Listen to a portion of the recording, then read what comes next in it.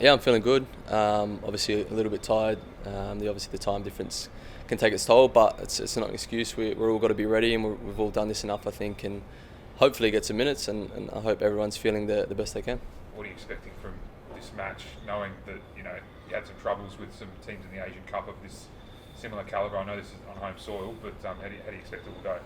I think every match against Asian teams can be quite difficult. I think we've really got to try and focus on what we can bring and how we can improve from the Asian Cup, as you said there, and how we can do it in front of our home fans and use that to our advantage. It's been getting over the jet lag, a bit thankful that the return leg's not another plane back to the Middle East. You're just heading down the highway to Canberra. Yeah, we're very grateful for that. It's going to obviously make life a little bit easier for us and our preparation for sure. Since the Asian Cup, what's been communication with the boys, messaging from Arnie? Like, what's been the mood amongst the boys between the Asian Cup and now? I think it's just being as positive as we can be in terms of what we can take out of it and what we can learn from it.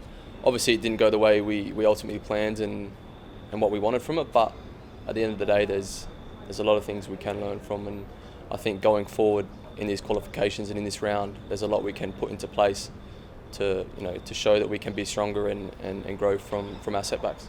You mean that in the sense that you're probably going to be playing a lot more teams again that are sitting back and packing numbers in the box in terms of breaking that down? I think potentially, yeah. A lot of Asian teams potentially see us as a side with real quality and a side that they want to defend against and try and hit on the break. And I think it's about how we can manage that. I'm not saying all games will be like that, but I think there will be a few games definitely like that, and it's how we can manage that and how we can learn how to improve and to contribute and to be effective against any opposition. Just how tough is it to crack this midfield at the moment? Because there's 5 or 6 other players who aren't here who could be that potential. Yeah, it's obviously that's professional football and that's national team football. It's the best of the best in the country, and I think everyone at club puts their best foot forward and they want to play the best they can and show that they deserve to play in national team camps and at club too.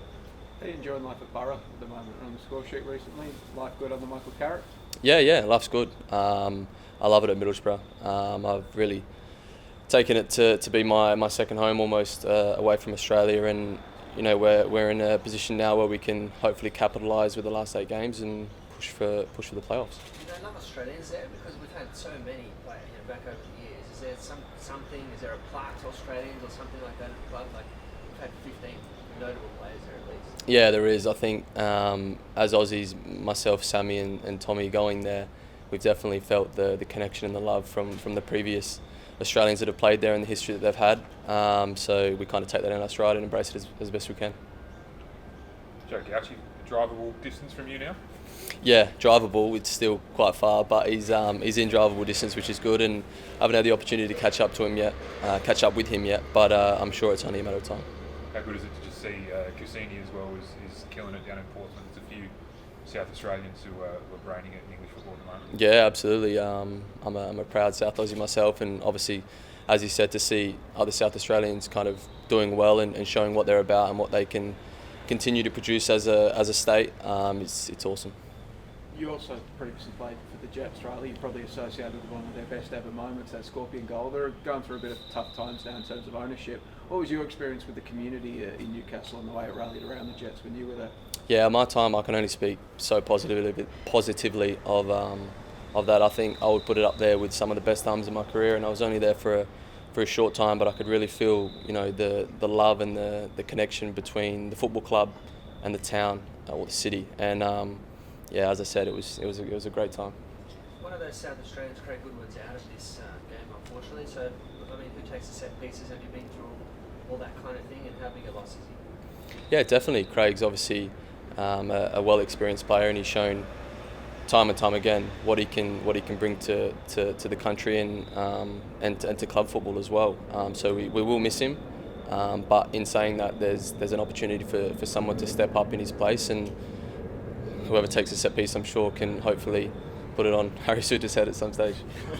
Is wide left your favourite position at the moment, Riley? Is that where you're playing usually at Borough? Yeah, I think I've kind of got a little bit of a floating role, somewhat, I guess, within a structure, whether that's wide left, 10 or on the right. but I'm just kind of happy to play anywhere and wherever I'm needed. I love to play football, and I'll do my best wherever. We've got some fresh faces in the squad, and also some guys that haven't been around for a couple of years. When you've only got a couple of training sessions, how difficult is it to kind of keep that that sense of continuity going? Yeah, I think it can be at times, but I think we, as a collective, have enough experience, and we have a great togetherness as a bunch, and we know what to expect from these kind of camps. And I think preparation is as smooth as it can be, and everyone in the facilities and the staff and all the players and everyone around just makes it as easy as possibly it can be for us.